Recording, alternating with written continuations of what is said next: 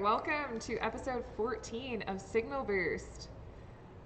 Look, we're in a new location again. What? Just ever changing. Yeah. And Alicia's not here. But if you tuned in last week, you already knew that she wasn't going to be here because she's in New York. And it was just Molly's birthday. That's her sister. And both her sisters had new babies. So it's a whole East Coast baby party right now. I feel like it's a whole country baby party. Everyone's making babies. A lot of babies have been produced. COVID boom. Yeah. And we thought we were going to be in that little weirdo room. It's actually back here. Well, yeah. But we actually didn't lease that room.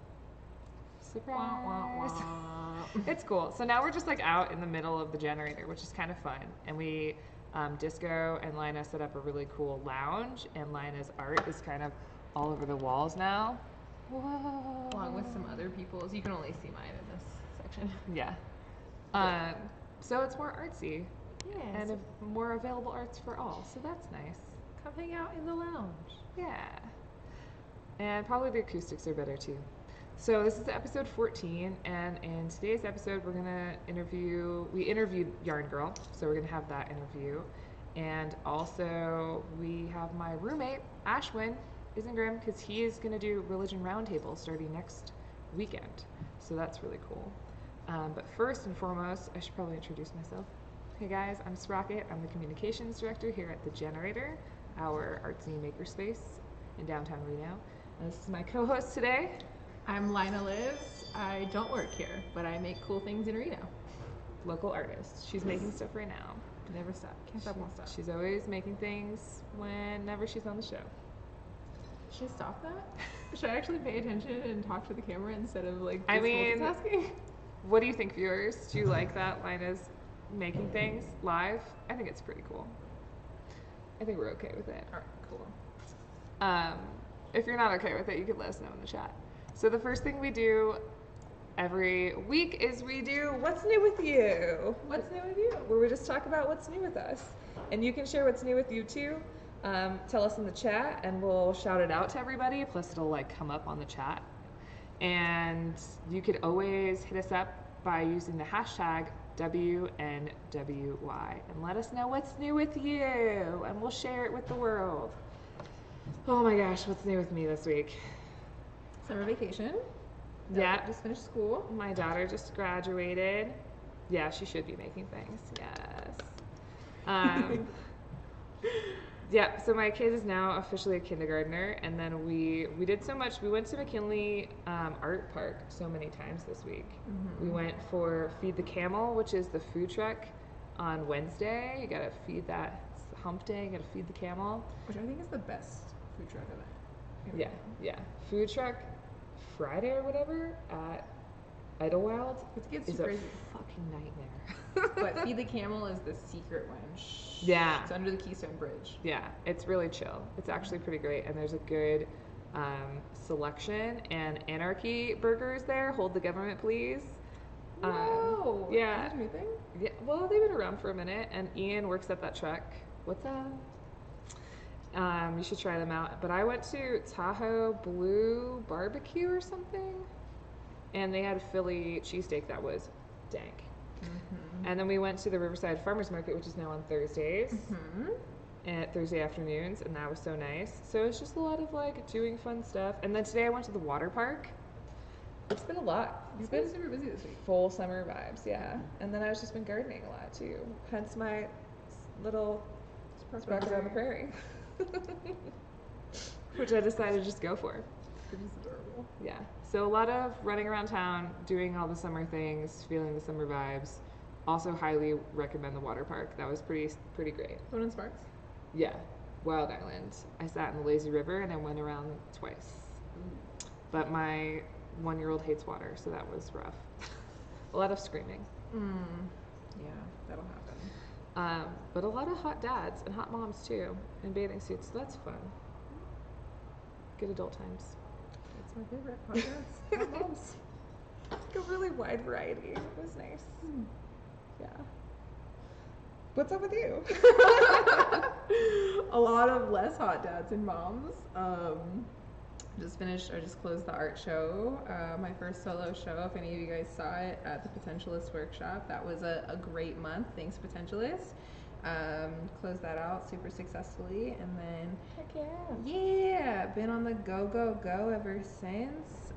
Still obviously making constantly because I don't know how to sit still. That's Goth not new. succulents. Goth succulents are the next ones. These are for our friend Alex, and then You should bring that to Ritual tonight.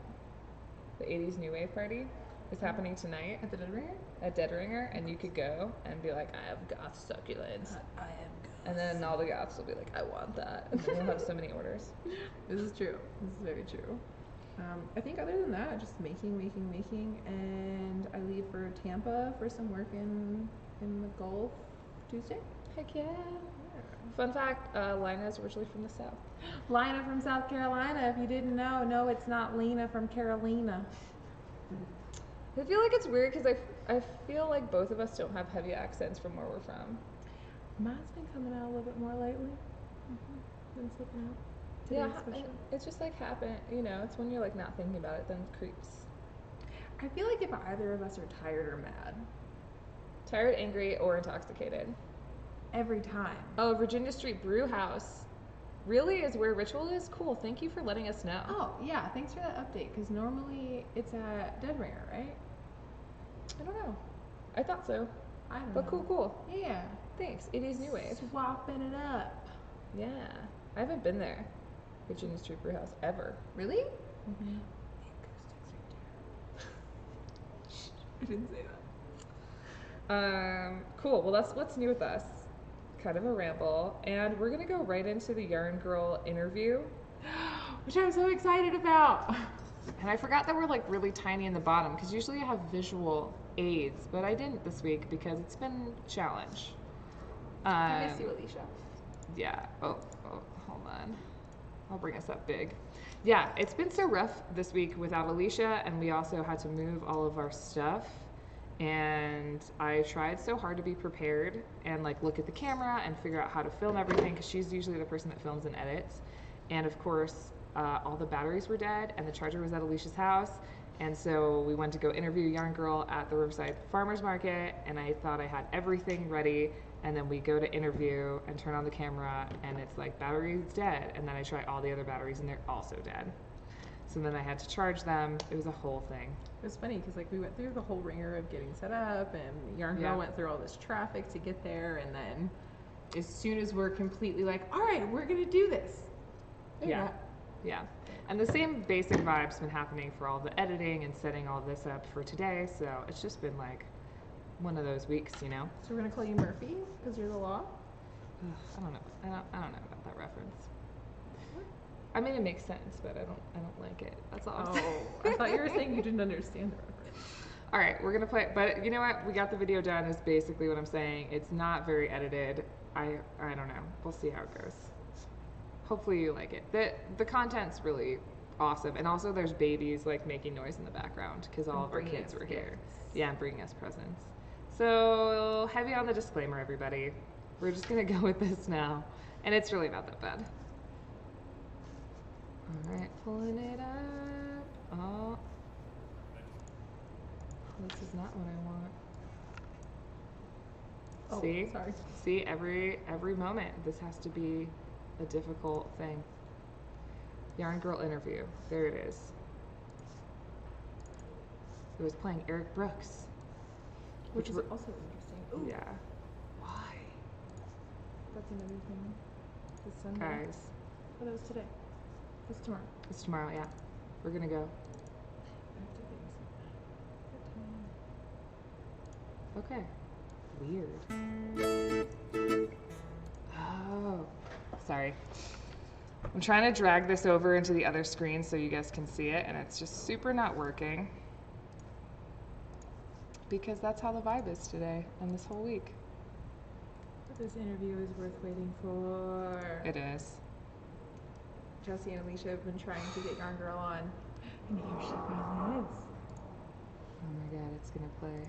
Everything's gonna be great now. This interview, it's because Yarn Girl likes to work anonymously. I feel like that's what is making this also troublesome.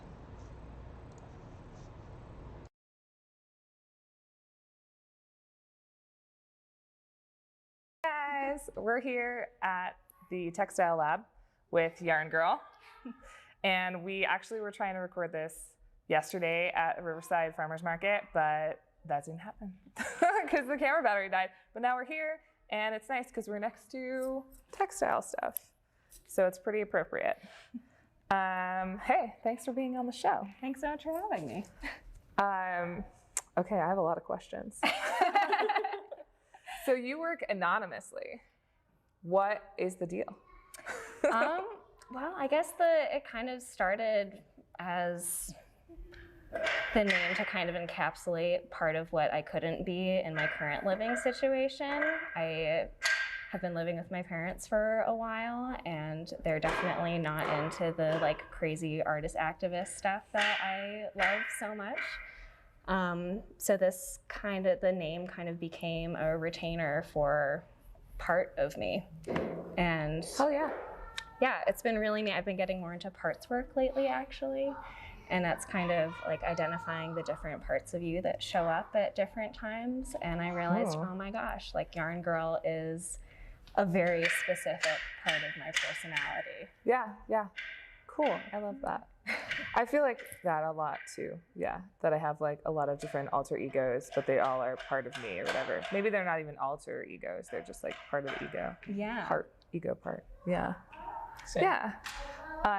So tell me more about being an artist activist.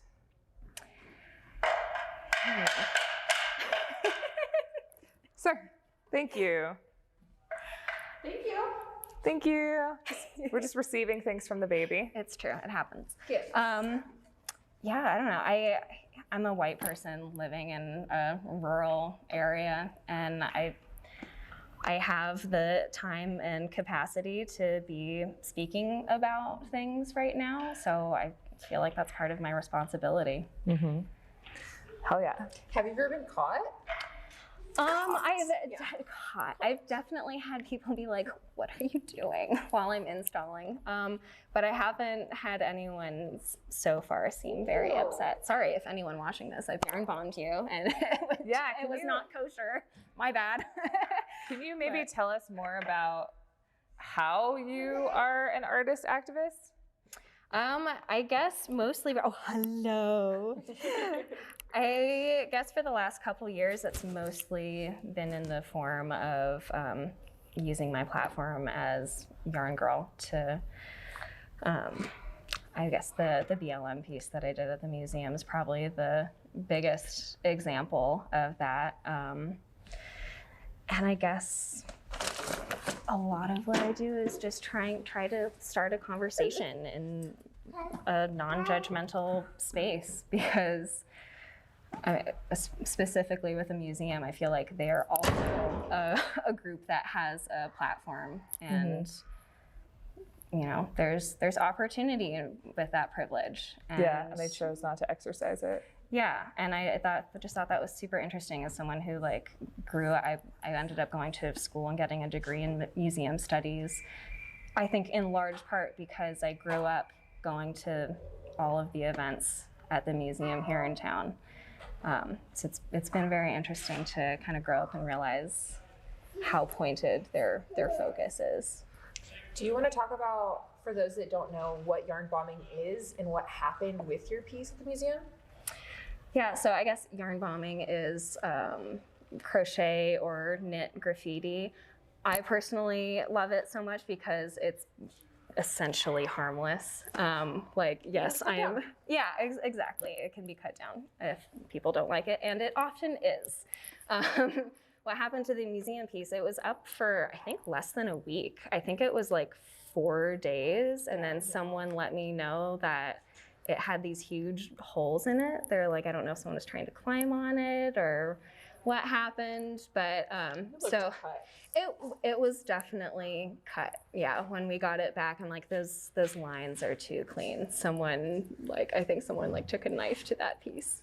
Mm-hmm. And I thought about repairing it, but I decided that it's probably important to keep it in that condition because it's a very accurate reflection of the very big feelings that our community has about this. Yeah, can you explain what the piece was and why you made it and how you put it up there and a little bit about it? Yeah, so I guess it ended up being about 6 feet across. Maybe not. It's big enough that I can hold it, and I'm only like 5 feet. So I guess maybe 5 by 3 It feet covered one of long. the petals, and the petals are only about 3.5 feet, I think. I had it stretched up between 2 of them. Oh, Yeah. So I did a big crochet piece. I spelled out Black Lives Matter, and Good job, by the way. thank you. I tried to do a whole variety of skin tones behind the Black Lives Matter, and then because it was happening in June, Pride. It was almost a year ago. This is like an anniversary, actually, of putting it up. So because it was during Pride Month, and because we have Pride because of Black trans women, I did a rainbow border around the whole piece. And then I ended up backing it with actually some of that purple velvet. And Nice. I did a wire frame around it just so that it would hold a little bit more rigidity. Yeah, sturdy. Yeah, and then, Yeah, so you put it on that Kate Radenbush piece in front of the art museum. yeah. And gosh, what even happened after that? So I had a little bit of contact with the museum, but really not much. The director asked to either meet directly with me or to have a phone call, and I just, I'm out in Washoe Valley. We don't have very good service, and I have a very rambunctious child with me all the time. So I was like, hey, I'd love to email about this and talk more about it, and referenced several other community leaders that I thought it would be more appropriate that he talked to about it. I wasn't trying to start the conversation directly with me. I was trying to start more of a conversation with the community. And yeah, did not really receive a response after that. Bummer. So messed up. And then you took the piece down after it was damaged, and then you made stickers. I did, yeah. So I'm glad that I took more pictures of it before it was slashed. And yeah, so I edited that image and turned it into a sticker. And yeah, so I'm just planning on pretty much always having the proceeds for that be donating to different, hopefully prevalent causes. Did I'd you like hear that? You should buy Black Lives Matter should buy stickers. some Black Lives Matter Yes. stickers Where can they buy it? on my website, yarngurl.life. Instead of .com, it's .life. Yarngurl.life. And is it GURL? Yes. Yes, yarn, GURL .life. Very 90s. Yes. Living it up. Oh, yeah. And this month, the proceeds are going to the Martha P. Johnston Institute because they support Black trans femmes in the arts. Sweet. Love that. Yeah. Very appropriate. When did you start doing your work?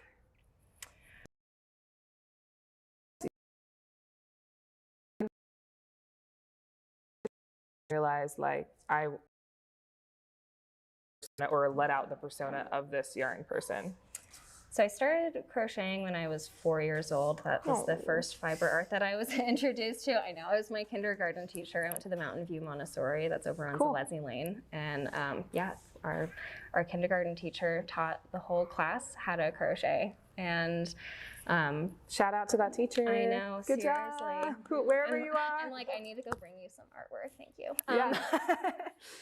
And yeah, I guess from there, she taught us a couple basic stitches, and then both my mom and my grandma are both just the kind of like can look at something and do it people. So they fed me some more stitches, and yeah, kind of before I could even read patterns, I was just like free forming all sorts of wackadoo little like 5 and 6 year old like crazy creations. things. Yeah. Nice.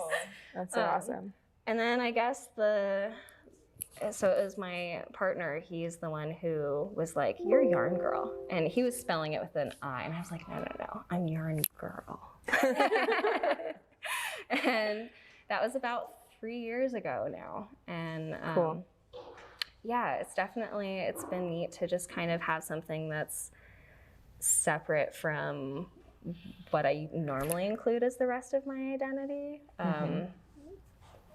Like me normally is like probably overly self-conscious and like pretty much textbook introvert, like really shy, and like yarn girl doesn't give as much of a fuck. Yeah. So like that's something that I've been trying to embrace more. I've been trying to see how I can be a little bit more of her all the time, because she's more of a badass than I feel like the rest of me is. I don't know if that's true. I think as a whole, you're definitely a badass, but I know that the pit vipers and the mask definitely give you that ability to be like, haha, you can't see me while I do these crazy things. It's very true. It's so wild how, yeah, I mean, that's like my favorite thing about Burning Man was just like goggles and mask the whole time. I'm like, no one can see me. I'm just going to do my thing. So when did you start yarn bombing? I think it was about 3 years ago. Yeah, it was pretty when soon yarngurl after was, it was kind of right after he gave me the name. I was like, oh, I can run with this. What was your first piece?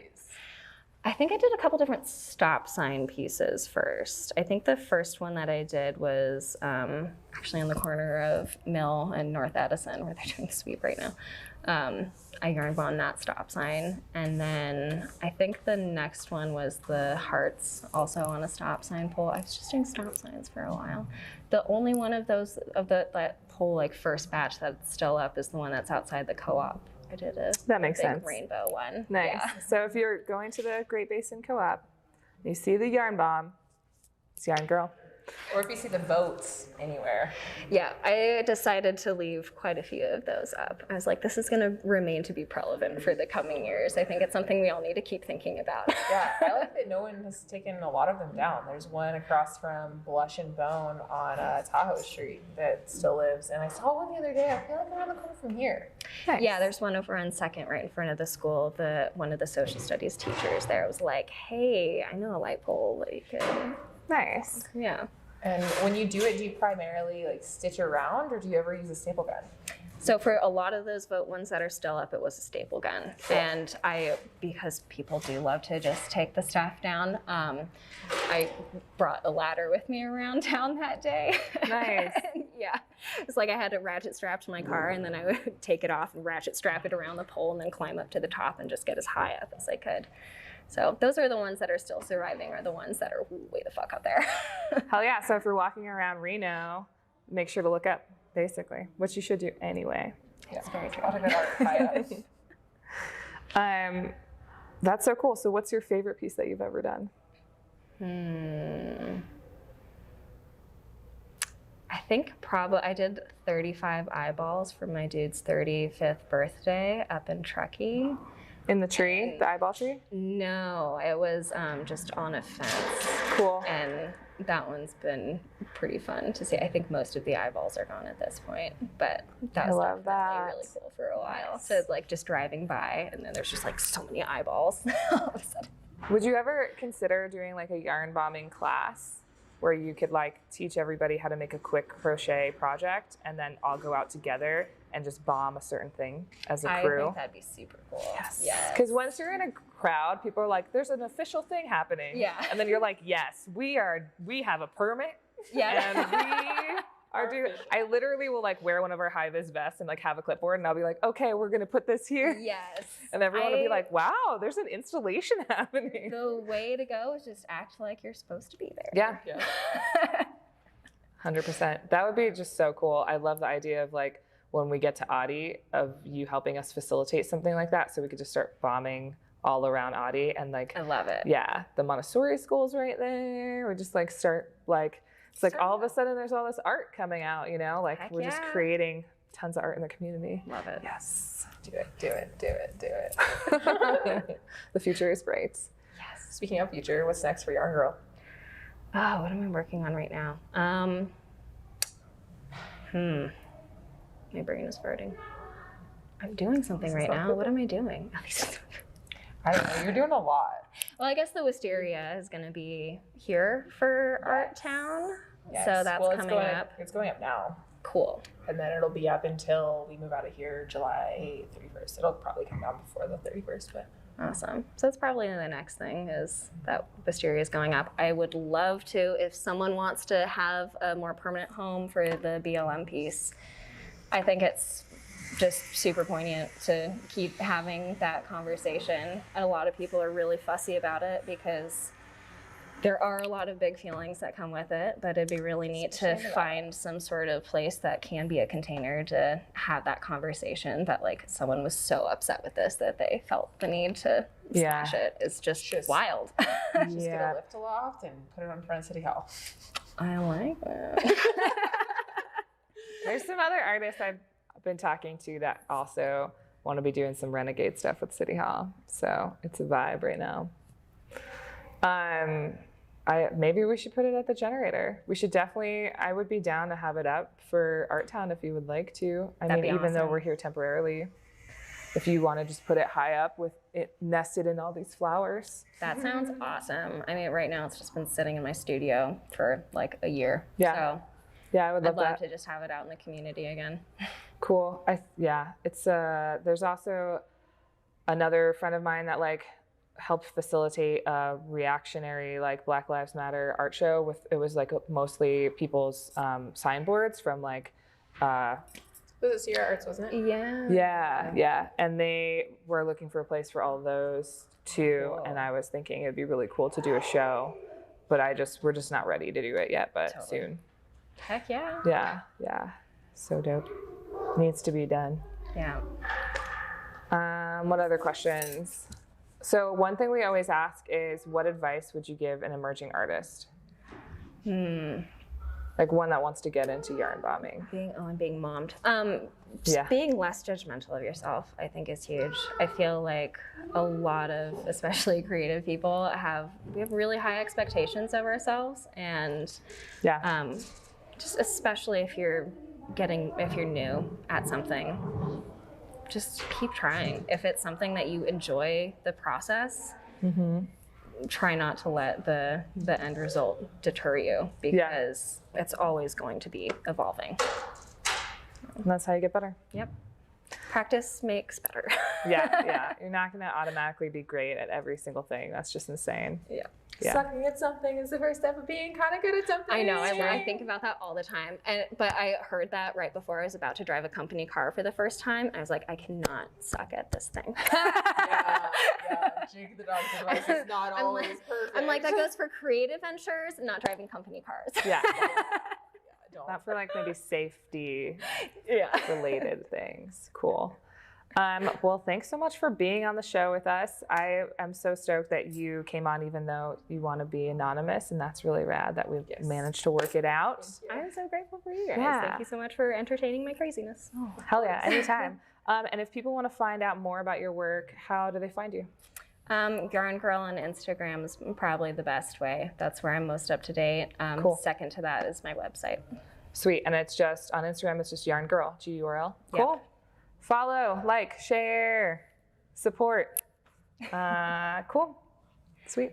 And buy some stickers so that I can make a donation this month. 'Cause Stickers. We'll put the I link. usually Put the match link in the donation. ticker that you're looking at right now.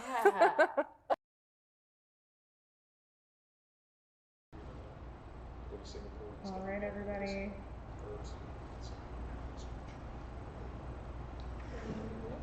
The one thing I didn't think about with this setup Yeah. Transitions. is less so transitions and more mic. So the mic is in the cow. Ooh. This is a good opportunity to say once again that if you have any experience doing audio or visual things, especially using like a stream deck and doing live streaming, and you would like to volunteer your time to help a bunch of weirdo fucking artists, we really need your help. It's just, I might even feed you. we could Bonus. art you, We could art you. We could feed you. we could appreciate you. We could appreciate you. We could not answer your call during the live stream. It's because I have to put the birds away. So, yeah. Yeah, if It's you help summertime. us, I will make you shrimp and grits or biscuits and gravy, and you can ask Alicia or Sprocket how that is. Damn, throwing grits down. Yeah. How that is delicious. Yeah, you want it in your mouth. So I'm sorry if the audio is very quiet, and we do have a nice microphone, but we literally cannot figure out how to hook it up. I'm not even kidding you. We bought an audio box, we bought all this stuff. We don't know how to do it. Help us. Please. That's all. we're just out here doing this, not knowing what we're doing. That's all. Yeah. But right now, we're interviewing one of my best friends, my roommate. It's been a lot of my homies lately, but I guess that makes sense because they're all cool and I love them and I think you should know about them. Also, they're the only people crazy enough to come on our show. So, this is Ash. He is one of the instructors here.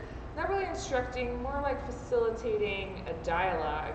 He's going to be hosting Religion Roundtable. It'll be a monthly program, similar to the clinics where it's just free. You know, you can always make a donation to the nonprofit, but if you just want to come in, that's totally fine. You don't have to worry about money.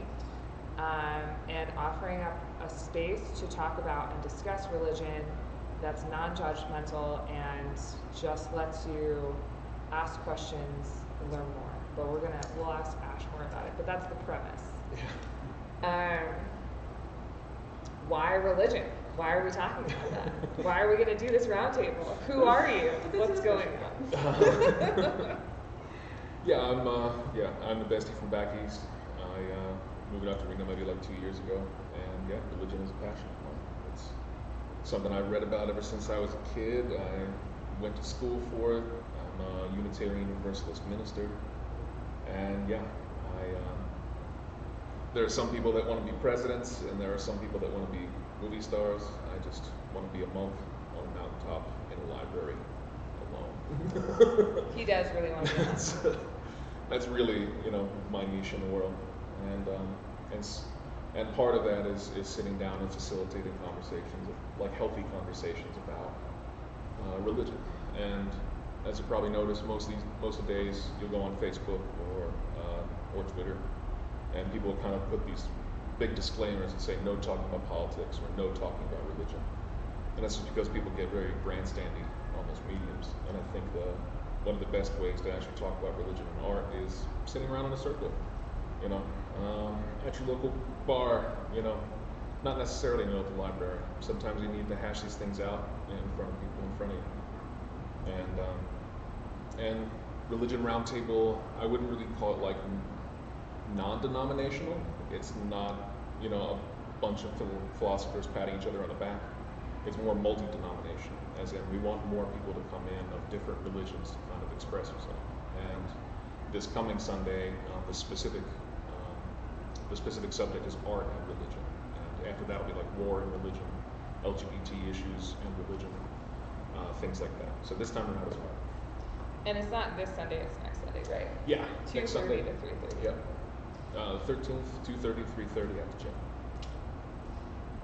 Yeah, I think it's really good to have a space where it's non-judgmental, no preconceptions, no one's right or wrong. It's just a space to come and talk freely about your feelings. I think it's especially for a lot of us, weirdos, whatever we would describe ourselves as, radicals, I don't know, queers, whatever. It becomes this thing that a lot of us grew up with, but we're no longer allowed to talk about or engage in. And having a space, I know, we've been friends. I've actually known Ash longer than I've known Alicia, so that tells you how long I've known Ash. Long time. But having a safe space in you as a human with your wealth of knowledge to talk about different things has been huge. And sharing that gift with other people. Yeah, Ash's brain is literally an encyclopedia. He's read every religious text almost. And can recall things. It's insane. If you're what was that movie that one time where the car smashed into the other car and then the guy was mad, but his accent was like this? Ash would be like, oh yeah, blah blah blah. What that movie was that starred so and so, and he's also in these 12 other movies. That was Harold and Maude with Bud Ford. It's just the kind of brain he has, and it's it really is a gift. It's really magic to have that kind of human to discuss things with. Yeah, it's one of the reasons that I stay so open about religion, and I try to invite other faiths around me to really discuss things.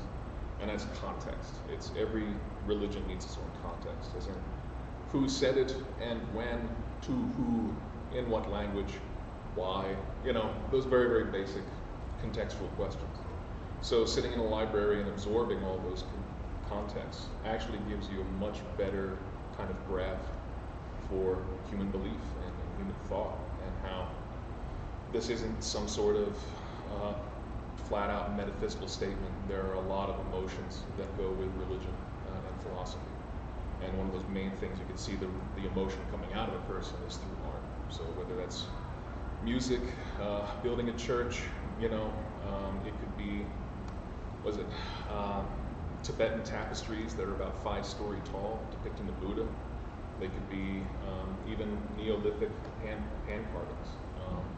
The state of Nevada has a few of our state parks that have Neolithic carvings from a group of people that we can barely describe. And there are even Neolithic carvings that they found in France and Java that go back from 45 to 60,000 years ago. So it's people and religion and art, we've been kind of making that meatball for a long time. Can you explain Neolithic to me? Neolithic as a new stone, as in the Stone Age. Oh, Yeah. well, it's an art encyclopedia. Yeah. Anyone sorry. else out there that is an encyclopedia? Yeah. So, how did you get into religion? How did you go on this religious path in your life? Well, yeah, I was really sick when I was a little kid. And when I say little, I mean like 4. So, by the time I was 9, I started asking a lot of questions about life and death and God and religion. And thankfully, I had a really great group of people around me at the time, one of which was my father. He was the first guy to take me to a library, and he got the Bible, the Quran, quotes of the Buddha, and the Bhagavad Gita, and he stacked them in front of me and said, here's some of the ideas that are out there. There's more, but start with these. So that was the thing that really got me diving into it. So even the Bhagavad Gita is basically a book of poetry that's thousands of years older than Christianity.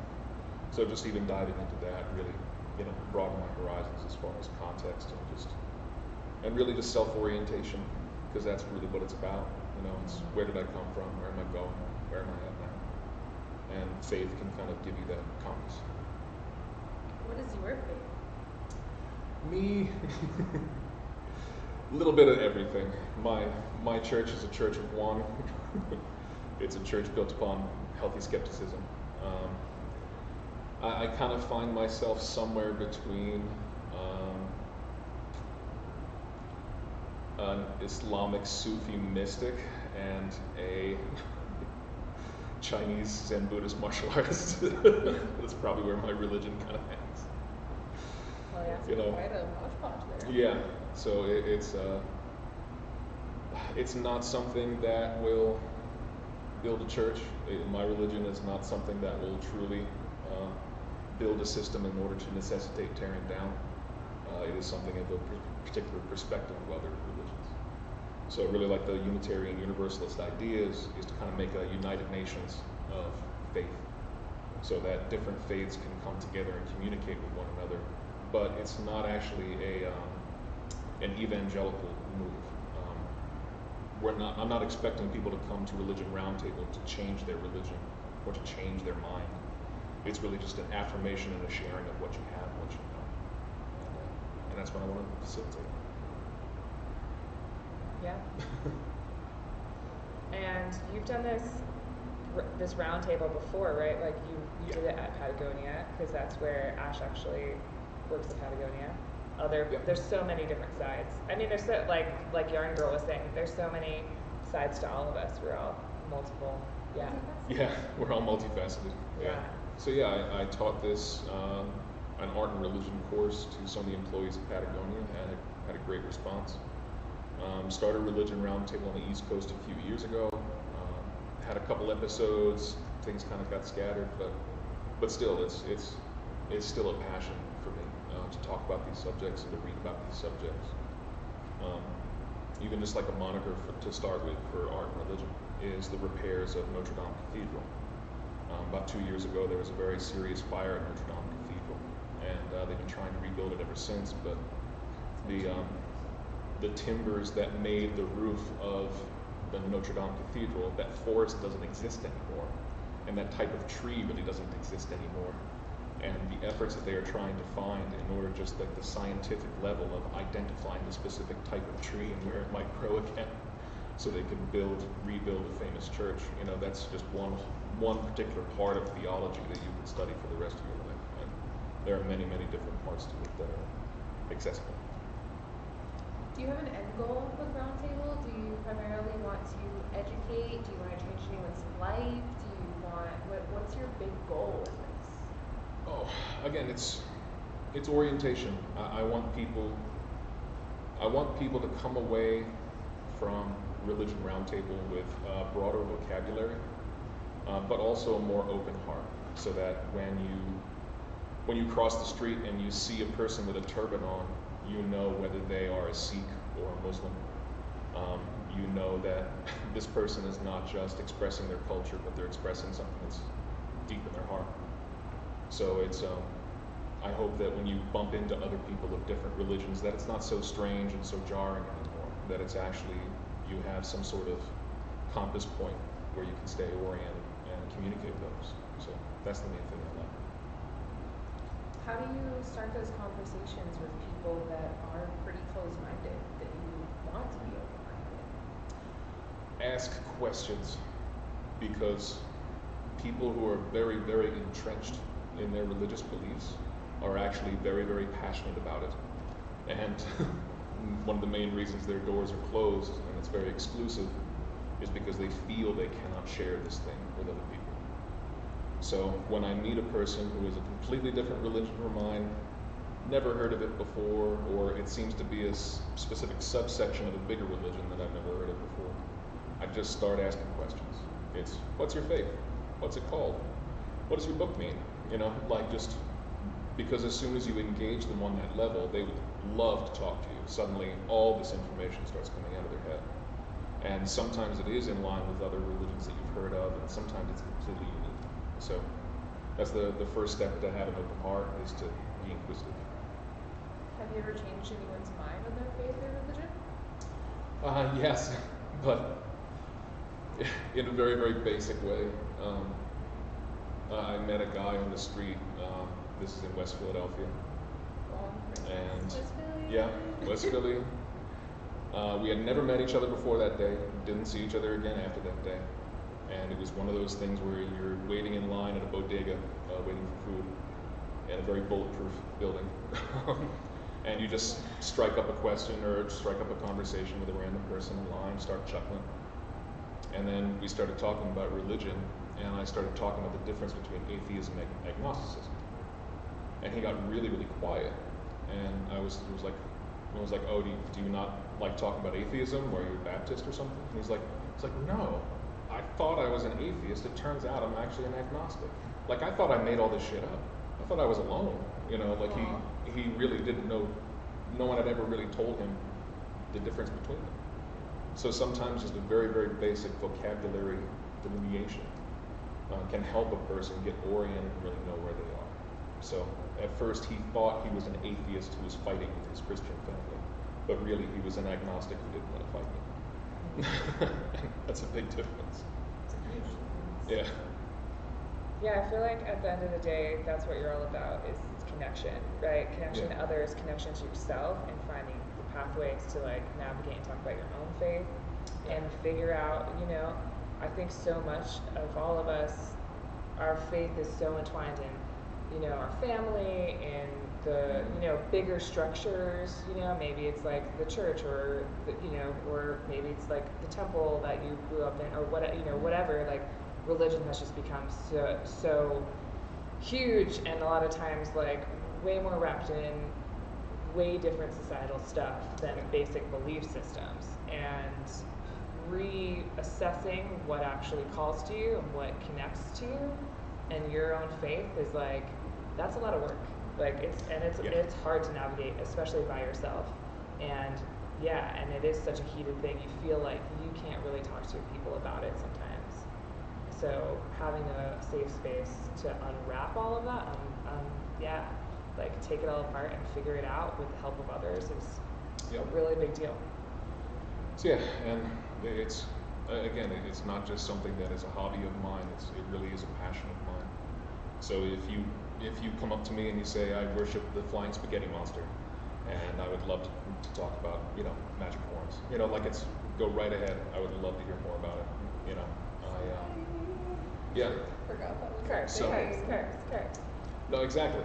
So honestly, it's very free form. It's very open. Try to keep when you visit Religion Roundtable, try to keep your mind open and also your heart open. As far as like the conversation goes, so yeah, try to give something that's I'm gonna say try to offer something that keeps the conversation going.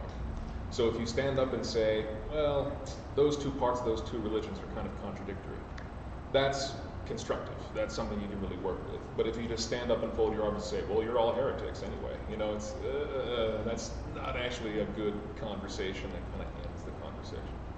So again, try to show up, talk about what you know, learn about some things that you don't know, and yeah, let's have a good time.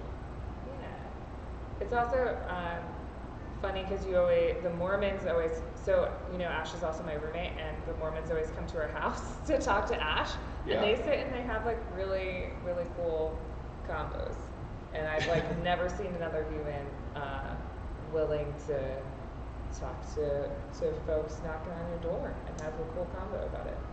Yeah, I honestly don't know a whole lot about the Latter-day Saints, and these people feel it is their evangelical need to go door to door and talk about the gospel. It's a part of their religious structure. But honestly, it's when I invite Mormons into the house to talk, they're very, very relieved because they get a lot of doors slammed in their faces.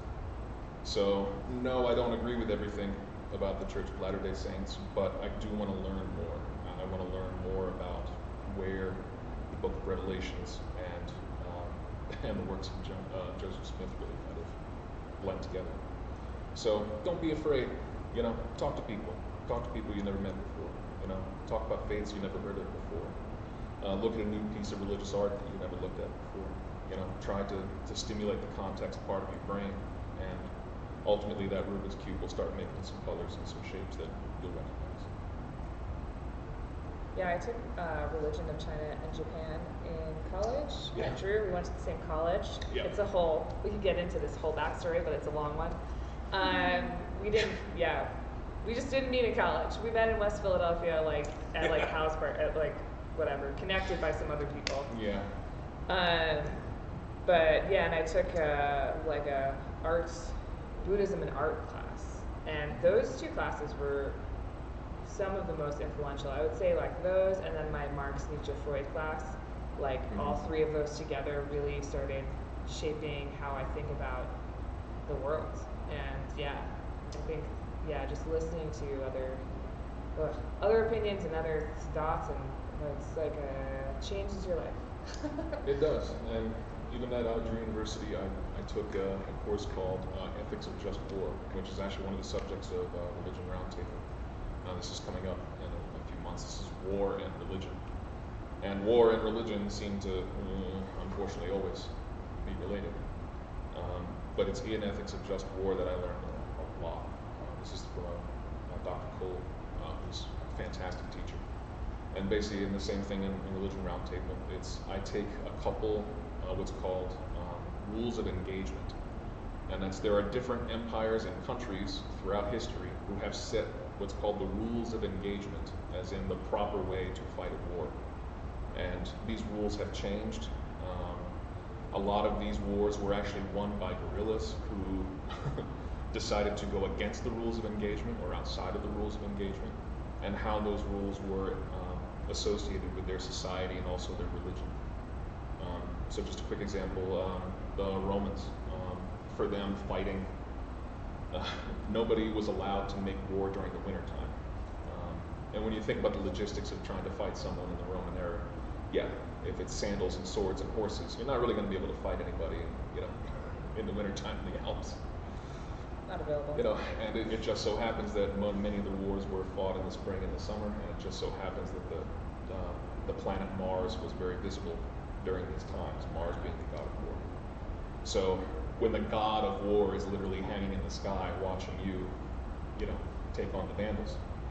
That's something that's cultural and religion and also astronomical. It's a lot of different layers. So And that just makes me start questioning, humanity and violence.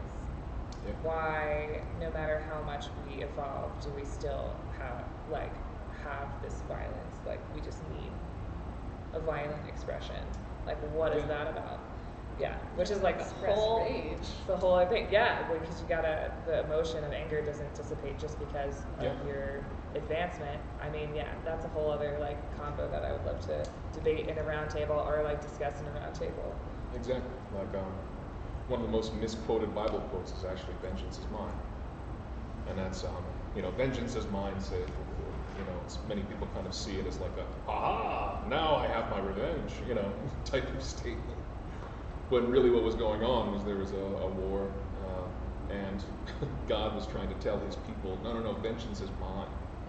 You're not supposed to kill any of these people because you're angry, or you're out for revenge, or you want to take their land. You're here because we're here for religious and socioeconomic reasons. Which is almost like the same as being there's karma, the rule of karma. It's like Exactly. you don't have to take action to hurt other people. It will happen, because that's the system, right? That's the greater system.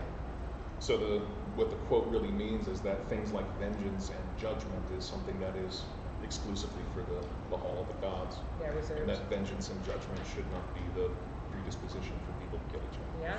Humans, you do not get to make judgment. Yeah. It's winter, so just chill out. That's one particular way. It's cold, just go home. Yeah. And then there are of course other religions that kind of mandate war, that you must make war against this particular type of people. And then there are other religions where they have yet to have a major war ever since their inception. I'd like to hear more about those religions. Yeah, exactly. Yeah, you're not really going to find too many Buddhists and Amish people getting into fistfights over land. I will say I do miss the Amish from the East Coast. Yeah. What about the Quakers? Quakers are great. Yeah. Quakers, Amish Mennonite. Yeah. Sorry. Yeah. So yeah, dig me some Scrapple. It's a damn shit. The Quakers have really cool ways of facilitating discussions. Yes. They got a lot of good things going on over there. Yeah, and it's another one of those non-evangelical portions of Christianity, where it's basically a meeting house between people called friends. They don't really call each other brother or sister too much. But really it's you honestly just sit around and talk about your week and how Christ has inspired you and how it's kind of put the wind in your sails. Yes. And there's no grandstanding, there's no declaring vengeance or declaring war on anyone. It really is just Winter faith all and the farm. time. Yeah, it's very casual and community. Yeah. Which is nice. So there are a lot of different ways to express yourself spiritually, and yeah, and I'd love to hear about it. So come down next Sunday, 2:30 to 3:30, and 13th, and there will be a religion roundtable every month, and it's totally free, and you can just make a donation if you feel compelled to, but absolutely you do not have to. And check out the calendar. If you go to the workshop page of the Generator website, you can find out more about the religion roundtables. Yeah, I feel like there's so many other things we could talk about, like how you're also the DM of my D&D games. Yeah. And Ash got us all into Dungeons and Dragons, and it's honestly been one of the best things of my adult life. Yeah, studying art and religion eventually will bring you around to Dungeons and Dragons and help you create some amazing mazes. So. Like So, Bo we go hand in Tableau. hand. Yeah, Bo Tableau. Bo Tableau, he's here. He'll help you out. Oh man. Yeah, that's one thing this pandemic has really been good for, and that's the TTRPG community.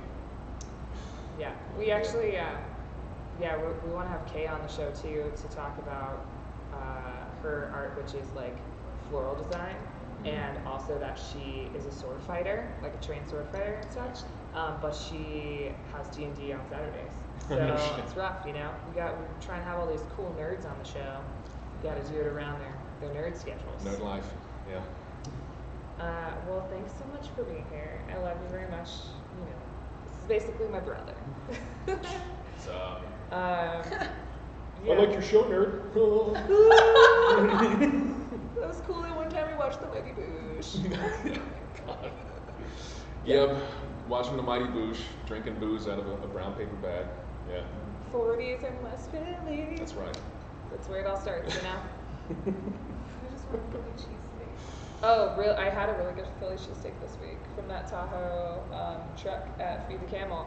It was legit prime rib. Oh yeah. It was really good. I don't Do you know. like cheese whiz? Do you like cheese whiz on your food? It was like an elevated Philly cheesesteak. It was like a nice Philly cheesesteak. Yeah, I'm kind of a snob about my dirt poor, Philly cheesesteaks. I know. Made by Sometimes- people that don't wash their hands. Well, it's like It you makes know. it better. It does. I don't like cheese whiz on my Philly, but like I'm curious if other people. who Oh, are they from do. Philly. It's just Yeah. a can. It's just a can of imitation, and they just slap it I on. know, but Yeah, I'm it's like, a- but I'm yeah. not asking other people. I'm asking like you do.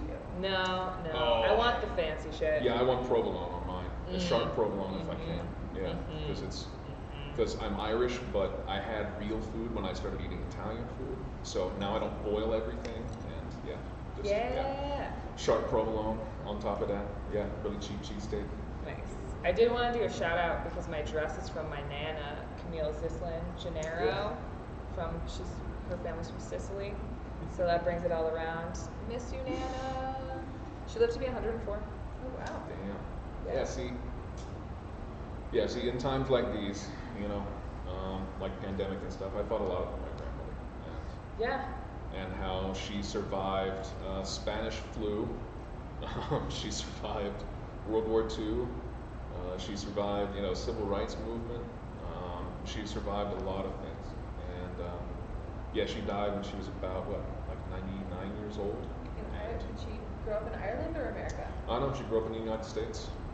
She was a member of the Allens from Allentown, Pennsylvania. Oh. And yeah, she I don't think ever voted in an election and never ever drove a car. But man, did she have some opinions about how her grandsons were going to be gentlemen on planet Earth. I mean, that's You know. what's important. Who Yeah. cares about driving cars or voting in elections? Yeah. But like, you guys Sure. better treat other people well. Yeah, but that's the thing is I think about the older generations, more troubles I go through in my adult life, and how that one blue-eyed old lady still had a smile on her face and a basket of laundry and biceps bigger than mine. Hell yeah. Taking care of people through much adversity. All right. Well, I feel like we gotta wrap it up. Yep. Still gotta do Instagram roundup, and we have a video from Noah. But obviously, I could talk to you for the rest of my life, and I that's can my talk about plan. this forever. Oh, perfect. I didn't have to remind you about Noah. What? Yeah, I remember. I love you. Now I'm gonna have to flip this around. Okay, am I coming back over there?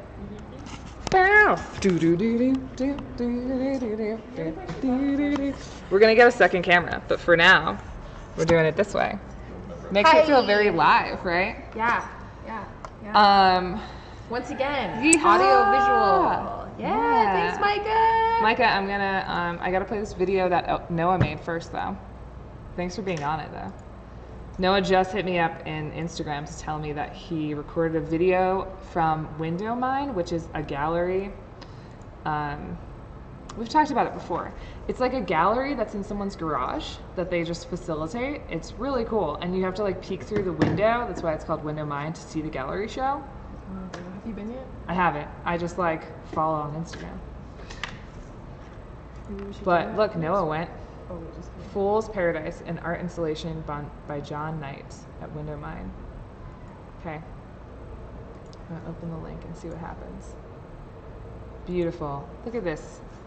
See, anyone can send in their stuff to Signal Boost and we'll play it like we're about to do right now. Send us your stuff. Help us with audio visual, please. Dear God, help us. Please help us.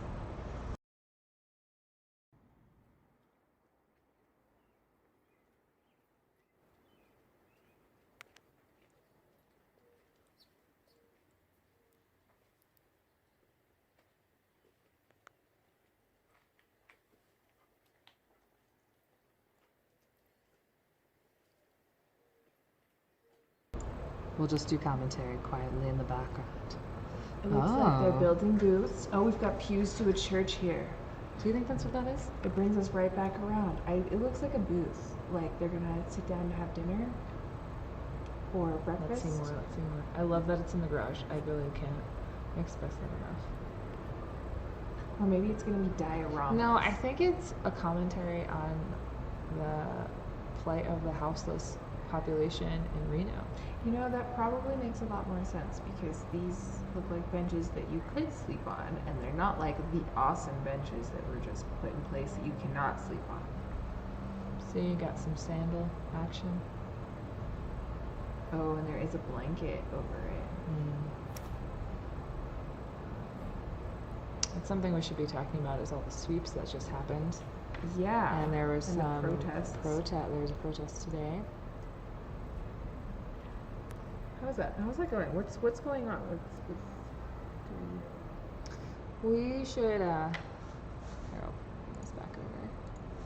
Yeah, we should have Mary Livingston from Rise on here soon. But yeah, there were just a lot of sweeps of houseless people in Reno and Sparks, and I know that Reno Initiative for Shelter and Equality is doing a lot of work to help people get,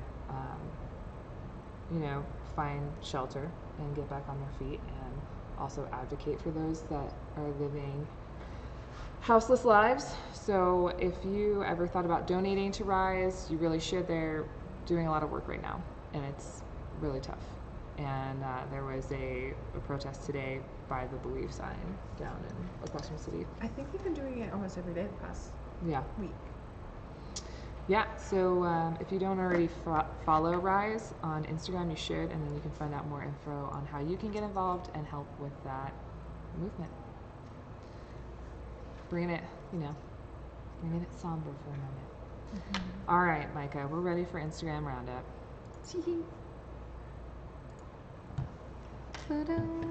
All right, guys. Thank you, Noah. See, you can just send us the video right here to our Instagram, or thank you. Or you can, you can send it to our email at info@therenogenerator.com or at info@rprfm.org. Now you can see all of my messages. Before Instagram Roundup, can I just say I love that how Micah shows up for everything in the community. Like, he watches every week on Signal Boost. He comes to all the art shows. He supports all the arts. Like, shout out to Micah, because you are here for all of us, and you are what keeps us going. So you're our biggest fans, but we're your biggest fan. We love you, Micah. Thanks for being here and supporting. And yeehawing us. Yeah. Our Instagram Roundup.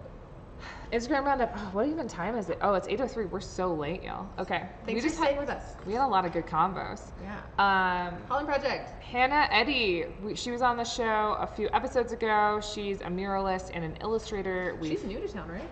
New to town. I'm new to town. But she's already got a few murals up.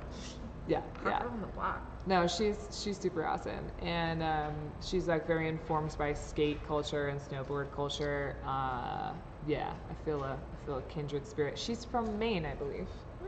So it's also East Coast vibes. Super dope at Cafe Capello, yeah. Which is the old jungle. Cafe Jungle Vino. I can't remember what Java Jungle. Java Jungle. Thank you. Yeah. Yes. R.I.P. On First Street. Okay, cool. I was wondering where this is. And so Holland Project does a pop-up gallery show, satellite gallery. And that's where Hannah Eddy has some really dope stuff right now, so you should go. And we featured Hannah too like a couple weeks ago because Leica was printing some new posters. So it's all Reno art community. Bring it back, go around. Manfish, Jill, whom we love deeply. Oh my God, Jonathan Johnson's calling me. He's awesome. He's part of the Fix It Clinic. Sorry, guys. But Manfish is doing stickers, Pride Month special. As always. Yeah. I mean, Manfish is kind of, always doing a Pride Month special for sure. Follow and buy stickers. They're freaking dope. I don't know what else to say about them. She does some sick art. Sick stickers. Love her. We've mentioned her on the show before too. Just can't not. Flat Spot Friday. Every Friday at 6 p.m. at Believe Plaza. It's like this whole skate vibe, hosted by Reno Skateboarding and a bunch of other folks, and it just looks really cool. I longboard. I don't skateboard. Well, sometimes I skateboard, but I feel more of a longboarder. So I've never gone down and hung out with them, but I follow all of their stuff on the IG, and I'm kind of obsessed. I love watching all their skate videos, and if you're a skateboarder, you should go down. And even if you're just like a person who likes that stuff, you should just go chill. Or even roller skaters. I don't think roller skaters want to go to that. I think it's just skateboarders. Oates Park in Fallon. What is up, Fallon? Rural Nevada. So cool. Green Goddess Farmer Market at Oates Park. Oates Park is a really rad art space that you could go to at any time, and you should, because it's amazing. But they have this Green Goddess Farmers Market Saturdays 3 to 8 a few times from now until September. So you should go on. Reno Food Systems just posted this. We've talked about them before too. They're amazing. But I think, yeah, Churchill, it's like Churchill is the county or whatever, and look for their arts page and you can find out more info. Or just go to the Reno Food Systems. But you should go out there to Fallon. Fallon's cooler than you think. That's all I'm saying. Maybe you think Fallon's cool, because it is. And then you're just spot on. Engine 8 Urban Winery. Have not been here, but I just gotta say, fresh sangria is delicious, and that sounds like hella good summer vibes, and I'm clearly all about that right now. So maybe go get some sangria, fresh, red, and white. I'm gonna take Ash. We'll go there and we'll just talk about philosophy. It'll be great. Pride auditions. I want to remind you, because it's coming up. We talked about it last week, but don't forget, it's coming up next Sunday, 6 to 8. So you can come to Religion Roundtable, and then you can go audition for Pride. Do it. Please. Yes, Which, yes. honestly, Ash should do, because he does do drag sometimes. Oh, little known fact. Who doesn't want a draggy minister? That's exactly what I want. Yeah. Also, Ash will marry you in drag. That is something that he offers. I'm not even kidding Marry you. me or marry me? Marry. Do you want to get married? Yeah, let's do it. Let's get married, and Ash can marry us in drag. Yeah, no, as a Pride. minister at Yeah. Pride. I won't be here. I'll be in Jersey. All right, because I'll be here again. Yeah. Fail. Who wants to marry Lane at Pride with a drag Women minister? only. Obviously. Clearly. Art House, a new creative workshop, Studio Magic, just popped up, and I just thought it was really cool because Edwin Martinez is going to be teaching classes in Spanish, and I just thought that was freaking rad. I love that. And Edwin's really cool. He just did a mural up in Tahoe for this new restaurant that I talked about a few weeks ago too. It's all interconnected. So yeah, if you want to take art classes for kids and adults, and it'll be in Spanish, and Edwin's a really beautiful muralist and painter, so check it out. Art House Reno. Pride Weekend, presented by the Emerson. Look, it's gonna be lit. I'm super sad I won't be here. Damn it. But I have to go home. I haven't been home in almost 2 years, so I gotta go back to Jersey. But look at all this fun stuff. Drag brunch, Pride kickoff. Good vibes. Ooh, is Jacob Rocker doing? I don't know. I don't know who it is. Drag bingo. Yes. It's all gonna be so good. TJ's drag dancing. Ugh. Happy Pride Month, everybody. Forgot to say that to everybody yet. About it. Ooh, yes, this is my favorite. Miss Jamie Dara has a show coming up on June 18th at 6 p.m. at, I can never remember the actual address. It's a 600. For the Potentialist? No, she's not at the Potentialist. She's at a yoga studio. Oh. So she's been doing some super dope skull and mandala stuff. There you June go. 18th, 6 to 10 p.m. at 600 South Virginia Street. It's a yoga studio. And then the after party is over at Black Rabbit Meads. So go get your meadery on after you celebrate with the lovely Jamie Dara. So, and I'll see you there, okay? And then you can ask Lina to marry you at the show. Yeah, we can get married later at drag brunch. Oh my God. Bye. Turning into a whole thing. And coming back around, Window Mine, it's actually a new show, just opened today. Opening reception from 6 to 8, so you missed it, but it's cool. You could still go to the garage. All missed it. You can peek in. Omar Pierce, Bygones. It looks really cool. Yeah, Deep Down Press. So that's June 5th until the 30th. Go check it out. And that's all we got for you. That's the whole show. We're 10 minutes over. We have a lot to talk about. And But look, we've got God succulents. she made a goth succulent in this amount of time. Can you freaking believe it, folks? Well, it still has some more to be added to it, but that'll be at home because the bigger pieces are there. Such a prolific artist. Who wouldn't want to marry this talented goth succulent making lady? Women only. Okay. Have a wonderful night. It's great being with all of y'all. And don't forget, you can always send in whatever you want for the boost. And also hit us up if you want us to interview you, or if you have a friend or family member or even a foe, I don't care, that you think that we should interview. Just send them to us. Yeah, send it on over, because, you know, we're just making it up on the fly. Cool. Have a wonderful night. Appreciate you for tuning in. Bye.